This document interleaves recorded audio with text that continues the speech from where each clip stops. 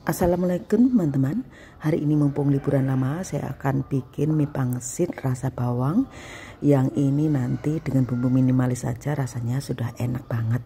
Jadi di sisi mie-nya ini sudah diberi bumbu dan bisa tinggal dipakai. Nah, lihatlah ini teman-teman, hasil mie ini cantik banget, enggak kelet dan dia kenyal karena dengan bahan alami. Apa saja bahannya? Ikuti terus prosesnya. Saya gunakan tepung terigu protein tinggi cakra kembar 1 kilo, telur bebeknya ini 2 butir, telur putihnya 2 butir, kemudian minyak sayurnya 50 ml, kemudian kaldu jamurnya 1 sendok makan. Nah, ini saya gunakan juga bawang putih instan, bawang putih bubuk 2 saset. Dan air esnya saya siapkan 270 sampai 300 ml. Semua bahan keringnya saya akan campur.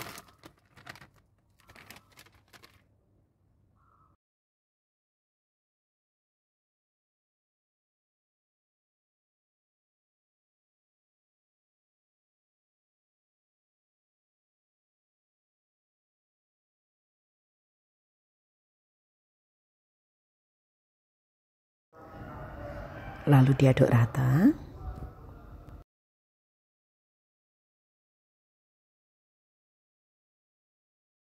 Masukkan putih telurnya, kemudian juga dimasukkan butir telurnya yang masih utuh.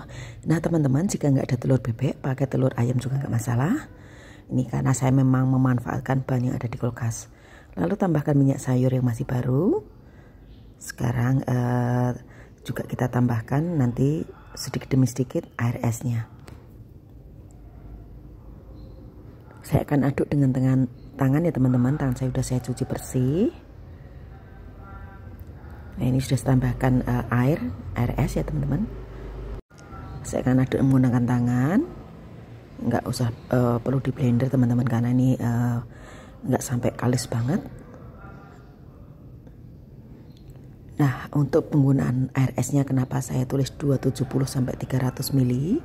Setiap merek tepung penggunaan airnya beda-beda. Bahkan merek yang sama pun kalau tanggal produksinya beda juga akan membutuhkan air yang berbeda. Nanti ini sedikit demi sedikit, jangan sampai kebanyakan air. Lebih baik nanti kurang air tinggal nambahi daripada kebanyakan air sulit dikoreksi. Jadi hanya bisa ditambahkan tepung. Nah, diaduk-aduk terus teman-teman. Jadi adonan itu agak sedikit kering gitu ya. Nah, sampai seperti ini.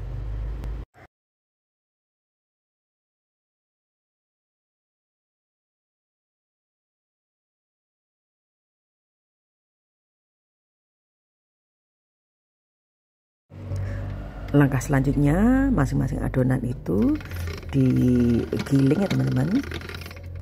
Nah, ini saat menggiling boleh ditambahkan sedikit tepung agar tidak kelet. Silakan teman-teman, kalau punya adonan listrik lebih baik karena prosesnya lebih cepat. Nah, ini adonan saya manual. Untuk tahap pertama gunakan ketebalan yang paling besar, kemudian dirubah semakin kecil sesuai ukuran yang diinginkan.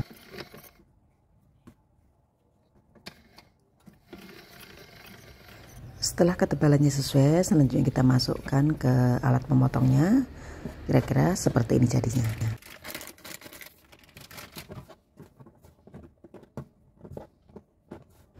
Agar mie nggak gandeng-gandeng, boleh ditaburi sedikit tepung ya teman-teman.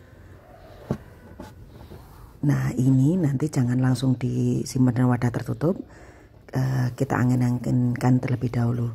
Nah, ini saya berikan contoh juga lainnya. Nah, ini menurut saya secara jumlahnya mie-nya sesuai untuk porsi yang sedang ya teman-teman. Kurang lebih 70 gram. Nah, jika teman-teman ingin bikin porsian yang lebih besar lagi, bisa pakai ukuran 100 gram atau 90 gram. Nah, ini diangin-anginkan dulu agar mie-nya itu setengah kering, baru disimpan. Saya akan berikan contoh hasilnya seperti apa sih mie yang saya bikin tadi. Saya sudah rebus air. Setelah mendidih, apinya saya kecilkan dan mie-nya akan saya masukkan.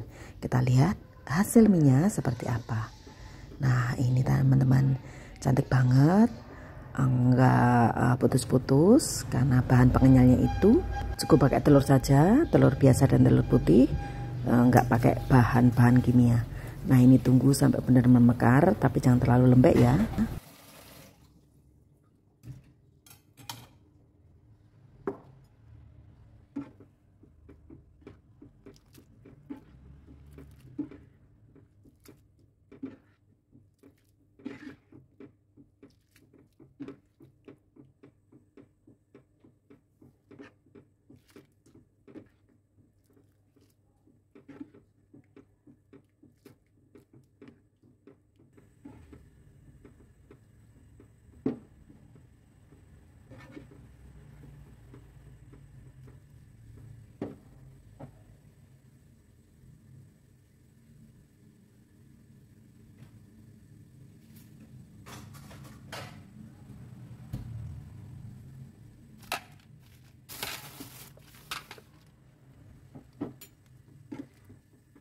Nah setelah cukup mekar, ini udah mateng, kita angkat dan ditiriskan.